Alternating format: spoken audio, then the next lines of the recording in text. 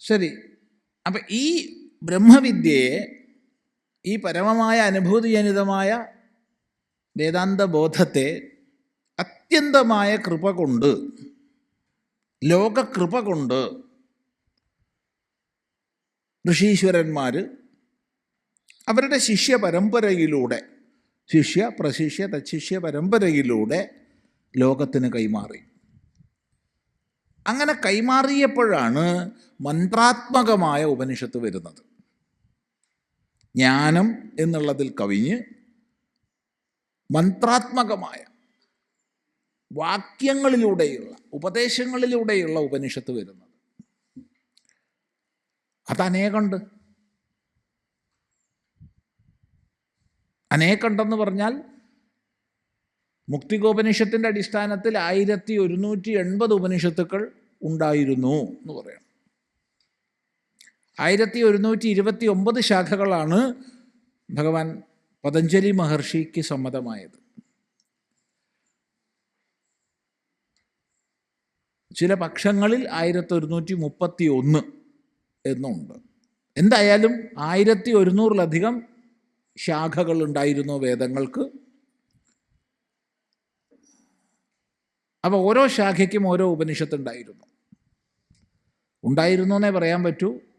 ഇപ്പോൾ ബഹുഭൂരിഭാഗവും ഇല്ല. അവയിൽ പ്രധാനപ്പെട്ടവയായി മാനിക്കപ്പെടുന്നത് 108 എണ്ണമാണ്. സർവോപനിഷദാം മധ്യേ സാരമഷ്ടോത്തരം ശതം. എല്ലാ ഉപനിഷത്തുക്കളിലും സാരഭൂതമായത് 108 എണ്ണമാണ്. അവയിൽ വെച്ച് പ്രധാനം 10 എണ്ണമാണ്.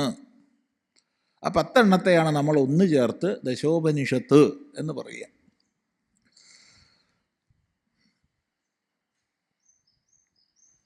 ഈ പ്രധാനപ്പെട്ടതായി മാനിക്കപ്പെടുന്ന 10 ഉപനിഷത്തുക്കൾക്കാണ് ഭഗവാൻ ഭാഷ്യകാരൻ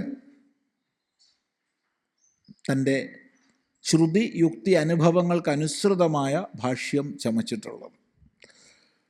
ഇവ കൂടാതെ വേറെയും ചില ഉപനിഷത്തുക്കൾക്ക്, ഉദാഹരണം മഹാനാരായണം, മണ്ഡലബ്രാഹ്മണം, ശ്വേതാശ്വതരം എന്നിവയ്ക്കും ഭഗവാൻ ഭാഷ്യകാരൻ ഭാഷ്യം ചമച്ചിട്ടുണ്ടെന്ന അഭിപ്രായമുണ്ട്.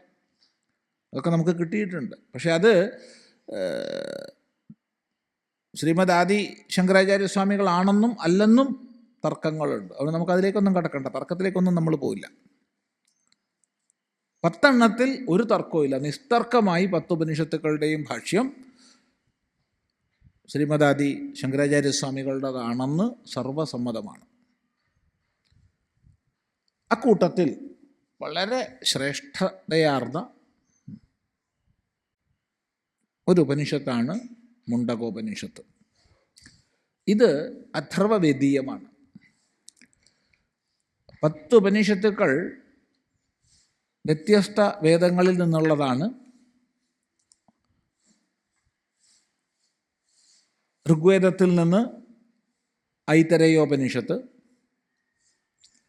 കൃഷ്ണയജുർവേദത്തിൽ നിന്ന് കഠോപനിഷത്തും തൈത്തിരീയോപനിഷത്തും, ശുക്ലയജുർവേദത്തിൽ നിന്ന് ഈശാവാസ്യോപനിഷത്തും ബൃഹദാരണ്യകോപനിഷത്തും, സാമവേദത്തിൽ നിന്ന് കേനോപനിഷത്തും ഛാന്തോഗ്യോപനിഷത്തും, അഥർവവേദത്തിൽ നിന്ന് പ്രശ്നോപനിഷത്ത്, മുണ്ടകോപനിഷത്ത്, മാണ്ഡൂക്യോപനിഷത്ത്. അങ്ങനെയാണ് 10 ഉപനിഷത്തുക്കൾ വേദവുമായി ബന്ധപ്പെട്ടിരിക്കുന്നത്.